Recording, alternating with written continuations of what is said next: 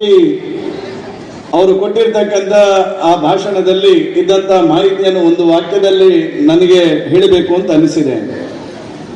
ಈ ದೇಶಕ್ಕೆ ಕೇವಲ ಶಾಂತಿಯಿಂದ, ಈ ದೇಶದಲ್ಲಿ ಕೇವಲ ಚರಕವನ್ನು ತಿರುಗಿಸಿ ಈ ದೇಶಕ್ಕೆ ಸ್ವಾತಂತ್ರ್ಯ ಬಂದದ್ದಲ್ಲ, ಈ ದೇಶದ ಕ್ರಾಂತಿಕಾರಿಗಳಾಗಿರ್ತಕ್ಕಂಥ ಸುಭಾಷ್ ಚಂದ್ರ ಬೋಸ್ ಇರ್ಬೋದು, ಭಗತ್ ಸಿಂಗ್ ಇರ್ಬೋದು, ಲಾಲಾ ಲಜಪತ್ ರಾಯ್ ಇರ್ಬೋದು, ಸಾವರ್ಕರ್ ಇರ್ಬೋದು, ಮದನ್ಲಾಲ್ ರಿಂಗಾ ಇರ್ಬೋದು, ಈ ರೀತಿಯ ಕ್ರಾಂತಿಕಾರಿಗಳ ಸಾಹಸದ ಮೂಲಕ ಈ ದೇಶಕ್ಕೆ ಸ್ವಾತಂತ್ರ್ಯ ಬಂತು ಎನ್ನುವಂಥದ್ದನ್ನು ನಾವು 78 ವರ್ಷಗಳ ಹಿಂದೆ ಈ ದೇಶಕ್ಕೋಸ್ಕರ ಬಲಿದಾನ ಮಾಡಿರ್ತಕ್ಕಂಥ ಕ್ರಾಂತಿಕಾರಿಗಳನ್ನು ನೆನಪಿಸಿಕೊಳ್ಳತಕ್ಕಂಥ ಸಂದರ್ಭ ಇದು ಎನ್ನುವಂಥದ್ದನ್ನು ಸಹ ನಾನು ಈ ಸಂದರ್ಭದಲ್ಲಿ ಹೇಳಲಿಕ್ಕೆ ನಾನು ಬಹಳ ಇಷ್ಟಪಡ್ತೇನೆ.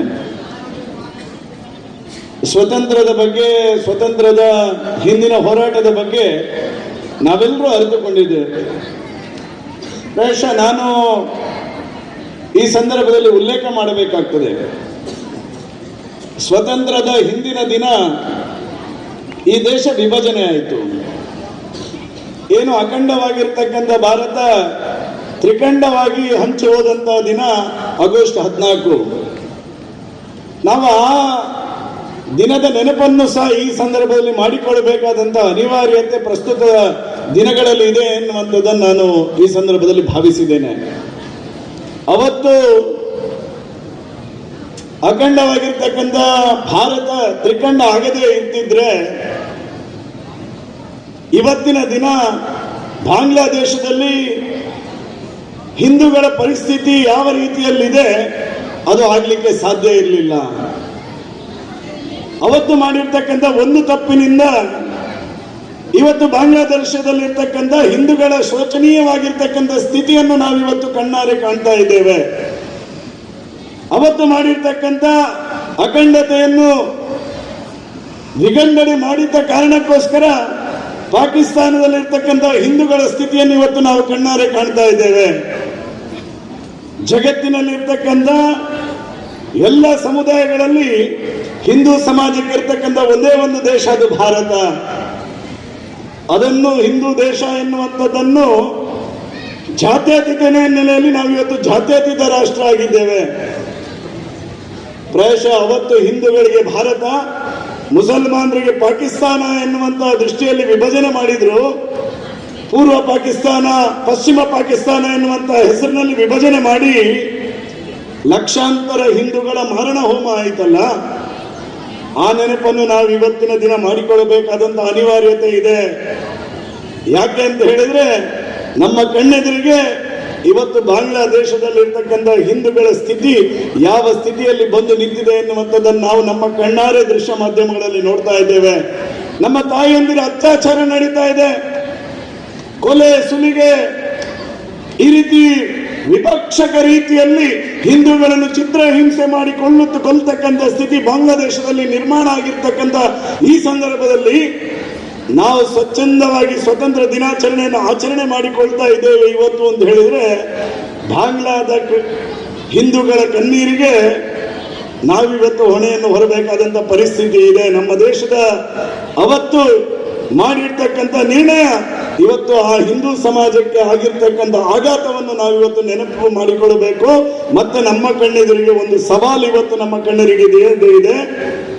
ಬಹುಸಂಖ್ಯಾತ ಹಿಂದೂಗಳು ಬಾಂಗ್ಲಾದಲ್ಲಿ ಅಲ್ಪಸಂಖ್ಯಾತರಾದ್ರೆ ಅವರ ಸ್ಥಿತಿ ಯಾವ ಸ್ಥಿತಿಯಲ್ಲಿ ಇದೆಯೋ ಅದೇ ಸ್ಥಿತಿ ಈ ದೇಶದಲ್ಲಿ ಹಿಂದೂ ಸಮಾಜ ಅಲ್ಪಸಂಖ್ಯಾತರಾದ್ರೆ ಅದೇ ಸ್ಥಿತಿಯನ್ನು ಮುಂದಿನ ವರ್ಷಗಳಲ್ಲಿ ನಾವು ನೋಡಬೇಕಾದಂತ, ಈ ಸ್ವತಂತ್ರ ಭಾರತದಲ್ಲಿ ನೋಡಬೇಕಾದಂತ ಸ್ಥಿತಿ ನಿರ್ಮಾಣ ಆದೀತು ಎನ್ನುವಂಥದ್ದನ್ನು ಸಹ ನಾವು ಈ ಸ್ವತಂತ್ರ ದಿನಾಚರಣೆಯ ಸಂಭ್ರಮಾಚರಣೆಯ ಸಂದರ್ಭದಲ್ಲಿ ಮೆಲುಕು ಹಾಕೊಳ್ಳಬೇಕಾದಂತ ಅನಿವಾರ್ಯತೆಯೂ ಇದೆ ಎನ್ನುವಂಥದ್ದನ್ನು ಈ ಸಂದರ್ಭದಲ್ಲಿ ಹೇಳಲಿಕ್ಕೆ ಇಷ್ಟಪಡ್ತೇನೆ.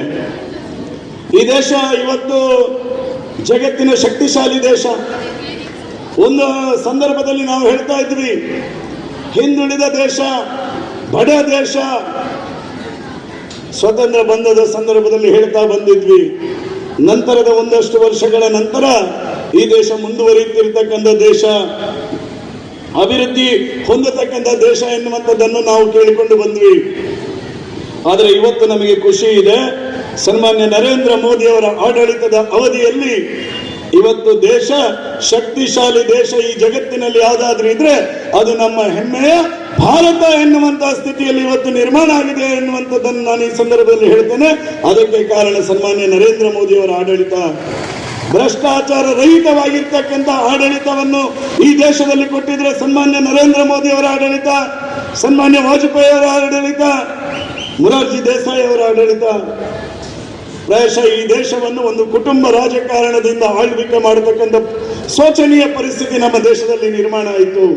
ಭ್ರಷ್ಟಾಚಾರಕ್ಕೆ ಇನ್ನೊಂದು ಹೆಸರು ಆ ಕುಟುಂಬ ಎನ್ನುವಂತ ರೀತಿಯಲ್ಲಿ ಈ ದೇಶದಲ್ಲಿ ಬರ್ತಂತಹ ಸಂದರ್ಭದಲ್ಲಿ ಈ ಕುಟುಂಬ ರಾಜಕಾರಣದಿಂದ ದೂರ ಇದ್ದು ಸಾಮಾನ್ಯ ಗುಜರಾತಿನ ಒಂದು ಹಳ್ಳಿಯಲ್ಲಿ ಹುಟ್ಟಿರ್ತಕ್ಕಂಥ ಹಿಂದುಳಿದ ವರ್ಗದ ನರೇಂದ್ರ ಮೋದಿ ಅವರು ಈ ದೇಶದಲ್ಲಿ ಭ್ರಷ್ಟಾಚಾರ ರಹಿತವಾಗಿ ಆಡಳಿತವನ್ನು ಕೊಡಬಹುದು ಎನ್ನುವಂಥದ್ದನ್ನು ಈ ದೇಶಕ್ಕೆ ತಂದುಕೊಟ್ಟಿದ್ರೆ ಅದು ನರೇಂದ್ರ ಮೋದಿ ಅವರ ಆಡಳಿತದ ಅವಧಿಯಲ್ಲಿ ಎನ್ನುವಂಥದ್ದನ್ನು ನಾನು ಈ ಸಂದರ್ಭದಲ್ಲಿ ಹೇಳಲಿಕ್ಕೂ ನಾನು ಬಹಳ ಸಂತೋಷವನ್ನು ಪಡ್ತೇನೆ.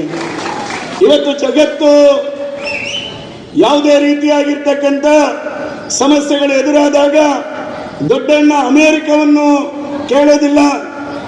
ನಮಗೆ ಹೆಮ್ಮೆ ಆಗಬೇಕು, ಭಾರತೀಯರಾಗಿ ನಮಗೆ ಹೆಮ್ಮೆ ಆಗಬೇಕು. ರಷ್ಯಾ ಉಕ್ರೇನ್ ಜಗಳ ಆದಾಗ, ಯುದ್ಧ ಆದಾಗ ರಷ್ಯಾದ ಪ್ರಧಾನಿ ಉಕ್ರೇನ್ನ ಪ್ರಧಾನಿ ಹೇಳ್ತಾರೆ, ನರೇಂದ್ರ ಮೋದಿ ಅವರೇ ನೀವು ಬನ್ನಿ ಸಂಧಾನ ಮಾಡಿ ಯುದ್ಧವನ್ನು ನಿಲ್ಲಿಸಿ. ಹಮಾಸ್ ಇಸ್ರೇಲ್ನ ಸಂಘರ್ಷ ಆದಾಗ ಆ ದೇಶದ ಹೇಳ್ತದೆ ಭಾರತ ಮಧ್ಯ ಪ್ರವೇಶ ಮಾಡಬೇಕು. ಜಗತ್ತಿನ ಯಾವುದೇ ದೇಶದಲ್ಲಿ ಯಾವುದೇ ರೀತಿಯಾಗಿರ್ತಕ್ಕಂಥ ಆಂತರಿಕ ತೊಂದರೆಗಳಾದಾಗಲೂ ಇವತ್ತು ಜಗತ್ತಿನ ದೊಡ್ಡಣ್ಣ ಅಮೆರಿಕವನ್ನು ಕರೆಯುವುದಿಲ್ಲ, ನಿಮ್ಮ ಹೆಮ್ಮೆಯ ಭಾರತದ ಪ್ರಧಾನಿಯನ್ನು ಕರೆಯತಕ್ಕಂಥ ಸ್ಥಿತಿಯಲ್ಲಿ ಈ ದೇಶ ನಿರ್ಮಾಣ ಆಗಿದೆ ಎನ್ನುವಂಥದ್ದನ್ನು ನಾನು ಈ ಸಂದರ್ಭದಲ್ಲಿ ಹೇಳಲಿಕ್ಕೆ ನಾನು ಬಹಳ ಇಷ್ಟಪಡ್ತೇನೆ. ಪ್ರಾಯಶಃ ಇಂಥ ಭಾರತದ ಪ್ರಜೆಗಳಾಗಿ ಭಾರತೀಯರಾಗಿ ನಾವು ಹೆಮ್ಮೆ ಪಡಬೇಕು.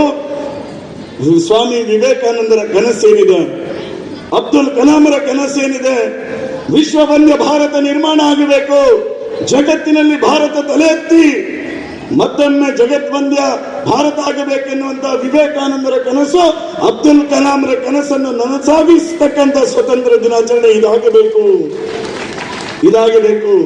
ಪ್ರಾಯಶಃ ಇವತ್ತು 78ನೇ ಸ್ವತಂತ್ರ ದಿನಾಚರಣೆ. ನಾನು 6ನೇ ಬಾರಿಗೆ ಇವತ್ತು ಸ್ವತಂತ್ರೋತ್ಸವದ ಈ ಕಾರ್ಯಕ್ರಮದ ಅಧ್ಯಕ್ಷತೆಯನ್ನು ವಹಿಸ್ತಾ ಇದ್ದೇನೆ. ಕಳೆದ 5 ವರ್ಷದಲ್ಲಿ ಬೆಳ್ತಂಗಡಿ ವಿಧಾನಸಭಾ ಕ್ಷೇತ್ರದಲ್ಲಿ ಸುಮಾರು 3.5 ಸಾವಿರ ಕೋಟಿ ಅನುದಾನವನ್ನು ತಂದು ಈ ಕ್ಷೇತ್ರದ ಅಭಿವೃದ್ಧಿ ಕೆಲಸ ಕಾರ್ಯಗಳನ್ನು ಮಾಡಿದ್ದೇವೆ. ಪ್ರಾಯಶಃ ಇವತ್ತು ಬೆಳ್ತಂಗಡಿಯ ಜನ ನಾವು ಬೇರೆ ಬೇರೆ ವ್ಯವಸ್ಥೆಯಲ್ಲಿ ಟ್ಯಾಕ್ಸ್ ಕಟ್ತೇವೆ. ಇವತ್ತು ರಾಜ್ಯ ಸರ್ಕಾರ ನಾವು ಕಟ್ಟಿರ್ತಕ್ಕಂಥ ಟ್ಯಾಕ್ಸಿನ ಪಾಲು ನಮ್ಮ ತಾಲೂಕಿಗೆ ಕೊಡದ ಕಾಂಗ್ರೆಸ್ ಸರ್ಕಾರ ಇವತ್ತು ನಮ್ಮ ರಾಜ್ಯದಲ್ಲಿ ಆಡಳಿತದಲ್ಲಿ ಇರ್ತಕ್ಕಂಥದ್ದು. ಸ್ವಾಮಿ, ನಾವು ಈ ದೇಶದ ಈ ರಾಜ್ಯದ ಒಂದು ವಿಧಾನಸಭಾ ಕ್ಷೇತ್ರ ಬೆಳ್ತಂಗಡಿ, ಇದು ನಿಮ್ಮ ರಾಜ್ಯದಲ್ಲೇ ಇರ್ತಕ್ಕಂಥದ್ದು. ಕಾಂಗ್ರೆಸ್ ಸರ್ಕಾರ ಇರ್ಬೋದು, ಸ್ವತಂತ್ರವಾಗಿರ್ತಕ್ಕಂಥ ಈ ಬೆಳ್ತಂಗಡಿಯಲ್ಲಿರ್ಬೋದು, ಈ ರಾಜ್ಯದಲ್ಲಿ ಈ ದೇಶದಲ್ಲಿ ನಾವು ಒಂದು ಅವಿಭಾಜ್ಯ ಅಂಗ ಈ ರಾಜ್ಯದ್ದು. ಇವತ್ತು 1 ರೂಪಾಯಿ ಅನುದಾನವನ್ನು ಅಭಿವೃದ್ಧಿಗೋಸ್ಕರ ಹಳ್ಳಿಯಲ್ಲಿ ಬಂದಿರತಕ್ಕಂಥ ಬಂಧುಗಳು ಇವತ್ತು ಕೇಳ್ತಾರೆ, ನಮ್ಮ ರಸ್ತೆಗೆ ಅನುದಾನ ಕೊಡಿ, ನಮ್ಮ ಶಾಲೆ ಸೋರ್ತಾ ಇದೆ ಒಂದು ಅನುದಾನ ಕೊಡಿ, ನಮ್ಮ ಅಂಗನವಾಡಿ ಸೋರ್ತಾ ಇದೆ ಒಂದು ಅನುದಾನ ಕೊಡಿ ಅಂತ ಹೇಳಿದ್ರೆ, ಇವತ್ತು 1 ರೂಪಾಯಿ ಅನುದಾನ ಕೊಡದಂತ ಶೂನ್ಯ ಸಾಧನೆಯ ಸರ್ಕಾರ ಇವತ್ತು ಕರ್ನಾಟಕ ರಾಜ್ಯದ ಕಾಂಗ್ರೆಸ್ ಸರ್ಕಾರ ಎನ್ನುವಂಥದ್ದನ್ನು ಸಹ ನಾನು ಈ ಸಂದರ್ಭದಲ್ಲಿ, ಈ ಸ್ವತಂತ್ರೋತ್ಸವದ ಸಂದರ್ಭದಲ್ಲಿ ಹೇಳಲೇಬೇಕಾಗ್ತದೆ. ಇವತ್ತು ಈ ಎಲ್ಲದರ ಸಂಭ್ರಮಾಚರಣೆಯ ಸಂದರ್ಭದಲ್ಲಿ ಈ ರಾಜ್ಯ ಸರ್ಕಾರಕ್ಕೆ ವಿನಂತಿಯನ್ನು ಮಾಡ್ತೇನೆ. ಈ ತಾಲೂಕಿನ ಅಭಿವೃದ್ಧಿಯ ದೃಷ್ಟಿಯಿಂದ ಶೂನ್ಯ ಸಾಧನೆ ಈ ಸರ್ಕಾರ ಅಭಿವೃದ್ಧಿಯ ಕಡೆಗೆ ಗಮನ ಕೊಡಬೇಕು. ಈ ರಾಜ್ಯ, ಈ ದೇಶ ಜಗತ್ವಂದ್ಯ ದೇಶ ಆಗಬೇಕಾದ್ರೆ ಹಳ್ಳಿಯ ಗ್ರಾಮೋತ್ಥಾನ ಆಗಬೇಕು ಎನ್ನುವಂತ ಕನಸು ಕಂಡವರು ಮಹಾತ್ಮ ಗಾಂಧೀಜಿ ಅವರು. ಇವತ್ತು ಬೆಳ್ತಂಗಡಿ ತಾಲೂಕಿನ ಯಾವುದೇ ಗ್ರಾಮಕ್ಕೆ ನೀವು ಅನುದಾನ ಕೊಡದಿದ್ರೆ ಮಹಾತ್ಮ ಗಾಂಧೀಜಿ ಅವರ ಆಶಯಕ್ಕೆ ದ್ರೋಹ ಮಾಡಿದ ಪಾರ್ಟಿ ಕಾಂಗ್ರೆಸ್ ಆಗ್ತದೆ, ಸರ್ಕಾರ ಕಾಂಗ್ರೆಸ್ ಆಗ್ತದೆ. ಯಾಕಂತ ಹೇಳಿದ್ರೆ ಗ್ರಾಮೋತ್ಥಾನದ ಕನಸು ಕಂಡವರು ಮಹಾತ್ಮ ಗಾಂಧೀಜಿಯವರು. ಮಹಾತ್ಮ ಗಾಂಧೀಜಿಯವರ ಗ್ರಾಮೋತ್ಥಾನದ ಕಲ್ಪನೆಗೆ ಸಹಕಾರವನ್ನು ಕೊಡಿ.